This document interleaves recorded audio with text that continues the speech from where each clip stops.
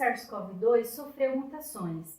Isso significa que variantes genéticas da Covid-19 são esperadas, já que os vírus sofrem mutações o tempo todo. Esse processo ocorre porque às vezes o vírus sofre um erro na duplicação, ou seja, a cópia não sai igual e os vírus ficam com genomas modificados e são chamados de variantes. Coronavírus mutam mais lentamente do que a maioria dos vírus de RNA, com uma taxa média de 2 alterações de nucleotídeos por mês.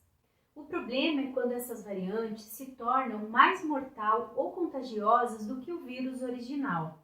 Olá, eu sou Rosângela Lima e neste vídeo vou explicar um pouco mais sobre essas novas variantes e quando elas indicam que estamos diante de situações perigosas e devemos nos preocupar. Uma mutação aleatória pode tornar o vírus mais adequado, levando uma vantagem evolutiva, como no que acontece com a sobrevivência natural do mais apto, do ponto de vista do vírus. Em todo o mundo existem 12 clados ou variantes principais do vírus SARS-CoV-2, mas os cientistas estão de olho nas mutações do Reino Unido, da África do Sul e do Brasil.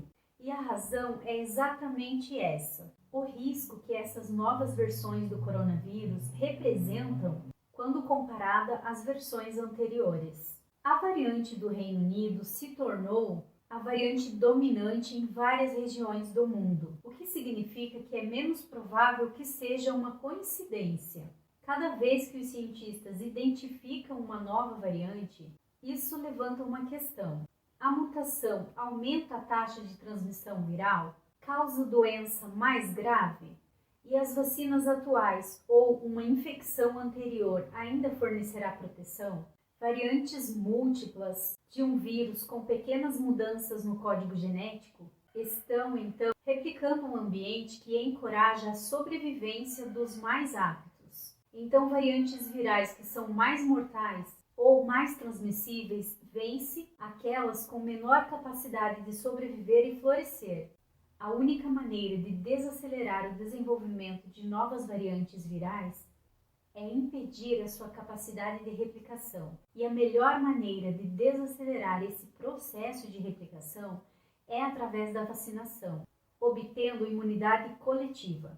A nova cepa identificada no Reino Unido, chamada de B.1.1.7, se espalhou por todo o país. Estudos em Londres sugeriu que ela é até 70% mais infecciosa, o que aumenta a taxa de reprodução e a medida de quão contagiosa e infecciosa a doença está em uma faixa estimada de 1,5 a 1,7, o que significa mais infecções, mais mortes, e foi isso que levou aos bloqueios em Londres. Se esse número aumenta repentinamente sem nenhuma explicação humana, aparente como um relaxamento das regras do distanciamento social, pode ser um sinal de que uma nova variante mais contagiosa está circulando. Essa variante do Reino Unido foi identificada no Canadá e em mais 20 estados nos Estados Unidos.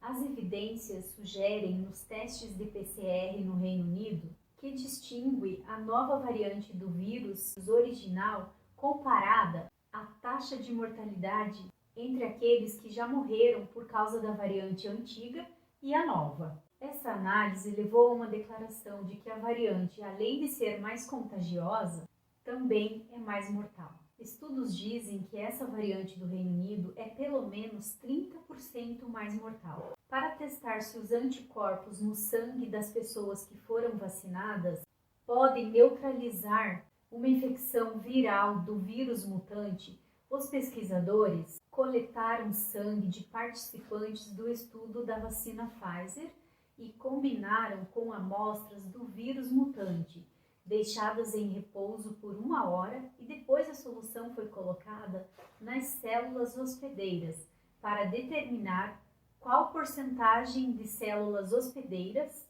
está infectadas. Este teste, chamado de ensaio de neutralização, pode testar se as pessoas que já tiveram infecção por SARS-CoV-2, que têm os anticorpos ou que foram vacinadas, e se vão combater a infecção da variante viral agora.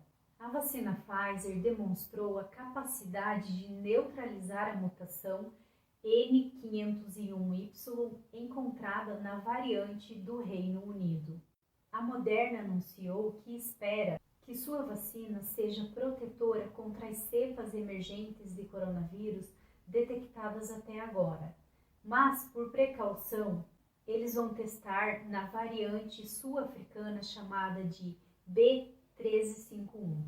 Na África do Sul, o aumento de casos em apenas um mês foi tão repentino que os cientistas suspeitaram que algo estava acontecendo. De outubro a novembro do ano passado, os casos quase dobraram. O caos inicialmente se concentrou na cidade de Nelson Mandela, que viveu um surto de hospitalizações. Os pesquisadores da universidade sequenciaram um vírus de material genético coletado dos pacientes daquela cidade e encontraram uma variante com 20 mutações. Dessas 20 mutações, houve duas que chamaram mais a atenção. Elas estavam no lugar estratégico do vírus, a spike, que é a proteína que ele usa para entrar nas células humanas e se reproduzirem.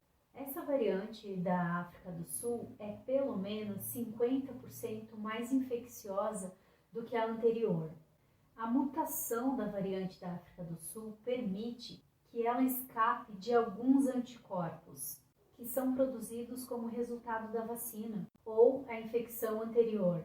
E isso, claro, levanta a preocupação da possível menor eficácia das vacinas. As duas mutações foram chamadas de N501Y e E484K. A variante do Brasil, chamada de P1, é semelhante à variante da África do Sul, com a sua mutação N501Y e E484K, que foi identificada pelos pesquisadores brasileiros na variante que circulava em Manaus. A cidade também teve um pico de casos de Covid-19 em janeiro, deixando os hospitais sem oxigênio. E por que essas duas mutações que eu mencionei causam preocupação? Bom, a N501Y torna o vírus mais contagioso, facilitando o trabalho dele de entrar nas células. E a E484K dribla a ação dos chamados anticorpos neutralizantes, que se colocam entre a spike e a célula para impedir a entrada do vírus. Essa última mutação preocupa particularmente os cientistas porque parece reduzir a eficácia de vacinas e há suspeitas de que facilitem a reinfecção de pessoas que já se contagiaram pelo vírus original. E é aí que entra o alerta para a presença de novas variantes. Se uma localidade começa a perceber que pessoas que já tiveram Covid-19 estão voltando aos hospitais, isso acende um sinal amarelo, especialmente se o novo contágio tiver ocorrido num curto espaço de tempo. Embora ainda haja muito que se explorar e estudar sobre a imunidade, de acordo com uma pesquisa da Agência de Saúde Pública do governo britânico, pessoas que já se infectaram com o vírus podem ter imunidade por cerca de 5 meses. Levando esses dados em consideração, se os casos de reinfecção ocorrerem num período menor, é um sinal de que uma nova variante está circulando. O paciente pode ter sido infectado com o coronavírus e desenvolvido os anticorpos, mas essa proteção pode não ter sido eficaz contra uma nova variante. Vejamos o caso de Manaus. A cidade foi duramente atingida durante a primeira onda do coronavírus. 76% dos seus habitantes teriam sido infectados, de acordo com uma pesquisa publicada na revista Science. O percentual foi tão alto que muitos disseram que se o número tivesse correto e essa pesquisa estivesse certa, a cidade já teria a tão falada imunidade de rebanho, que acontece quando um número muito grande de pessoas se infecta com o vírus e adquire imunidade a ponto de frear a circulação da doença, porque o vírus passa a ter dificuldade para encontrar pessoas vulneráveis para infectar. Mas apesar do percentual alto da primeira onda da Covid-19, Manaus sofreu uma segunda onda muito severa. Uma hipótese para esse novo pico de casos é que parte dele seja de reinfecções pela variante P1 que circulava na cidade naquela ocasião, que já se espalhou pelo país todo. Outro indício de uma variante mais perigosa é a gravidade dos sintomas. Muitos se perguntam se as variantes do Reino Unido, da África do Sul e do Brasil seriam mais letais, além de serem mais contagiosas. Embora dados indiquem que mais pessoas morreram com essas variantes, a questão, segundo especialistas, está em saber se as mortes foram consequências direta do impacto da variante no organismo ou um efeito colateral da dificuldade do sistema de saúde em lidar com o fluxo de doentes. Isso porque, tendo em mente que as novas variantes são mais contagiosas, elas têm potencial para infectar mais pessoas num curto espaço de tempo. Consequentemente, o número de internações e mortes tendem a crescer. Neste caso, a maior mortalidade pode não estar relacionada ao vírus ser mais grave, mas ao fato dos hospitais estarem mais saturados e poderem salvar menos vidas. Vale lembrar de novo o caso de Manaus, em que faltou oxigênio nos hospitais. Várias pessoas morreram porque não tinham como respirar, não diretamente por causa do vírus. Uma pesquisa preliminar, publicada pelo governo britânico em 22 de janeiro, estima que a variante britânica pode ser 30% mais mortal que o vírus original. O fato que, além da saturação hospitalar, está claro que essas mutações são mais eficazes em entrar no corpo e bloquear os anticorpos, e dessa forma elas produzem cargas virais mais altas no organismo, o que está diretamente relacionado com casos mais graves da doença. Outro elemento que pode alertar para uma nova variante é se o perfil etário das pessoas infectadas muda, por exemplo. No Reino Unido, 2 estudos importantes, um do Instituto Nacional de Estatísticas e outro da Universidade Imperial College de Londres, mostraram que as infecções entre os jovens de 16 a 24 anos começaram a aumentar em setembro, e foi nessa época que a nova variante apareceu no Reino Unido. Apesar das restrições e confinamento imposto pelo governo, não diminuíram como na primeira leva, e acredita-se que as escolas e universidades abertas nesse período tiveram um papel fundamental na disseminação do vírus. Ou seja, se mais crianças e adolescentes começarem a se infectar ou tiverem casos mais graves de Covid-19, isso pode ser um indicativo de uma variante com mutações capazes de melhorar a conexão entre a proteína spike do vírus e os receptores das células dos mais jovens. E agora, como vocês já devem saber, foi identificado no Brasil mais uma nova variante de SARS-CoV-2, potencialmente mais transmissível e com uma capacidade maior de escapar dos anticorpos, o que pode reduzir a eficácia das vacinas. Pesquisadores da Fundação Oswaldo Cruz, a Fiocruz, publicaram um artigo informando sobre essa nova variante chamada de N9.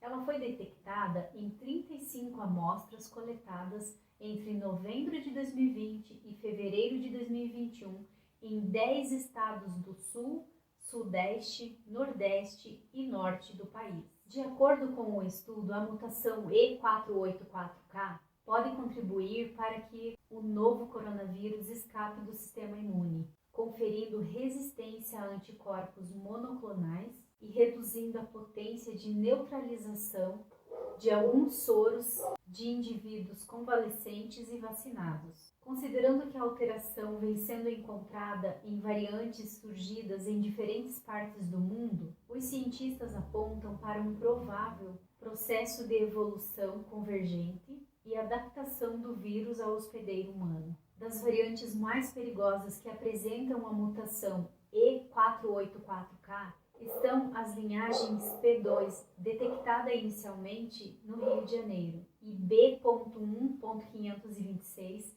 encontrada em Nova York. Variantes preocupantes que acumulam diversas mutações que modificam a estrutura da proteína spike também possuem essa alteração, incluindo as linhagens P1, identificada originalmente no Amazonas, da variante B.1.1.28, a B.1.351, detectada primeiro na África do Sul, e a B.1.1.7, que emergiu no Reino Unido. Para identificar a nova variante, pesquisadores analisaram cerca de 1.250 genomas do SARS-CoV-2, referentes a amostras do Brasil, pertencentes à linhagem B.1.1.33. Considerando todas as amostras submetidas ao sequenciamento genético entre novembro de 2020 e fevereiro de 2021, a variante N9 foi encontrada em 3% dos casos. As variantes P1, P2 e N9 têm origens diferentes. Enquanto as variantes P1 e P2 derivam da linhagem B.1.1.28, a variante N9 origina-se da linhagem B.1.1.33. Os cientistas destacam sua ampla disseminação pelo país. Quanto mais o vírus circula, maior a possibilidade de emergência de novas variantes e potencializa-se o risco de surgir uma variante capaz de escapar da resposta imune causada pela infecção natural ou pela vacinação. Acelerar a imunização de toda a população e a manutenção das medidas preventivas são estratégias fundamentais para diminuir a circulação viral. Nossos números diários de novos casos e mortes pela doença são assustadores. Em muitos lugares do país, a ocupação dos leitos chega a 100%, como é o caso de Curitiba, com 44 mortes diárias. É muita gente. Estamos num momento muito triste e devastador, com colapso na saúde pública do país, que além de não ter leitos, ainda falta oxigênio e remédios sedativos e bloqueadores usados para intubação. Então é preciso que a população colabore e evite aglomerações, usem máscaras, lavem as mãos sempre com água e sabão, usem álcool gel e evite sair de casa. Bom, hoje é isso. Se você gostou desse vídeo, é muito importante que você deixe seu like para ajudar na divulgação das informações.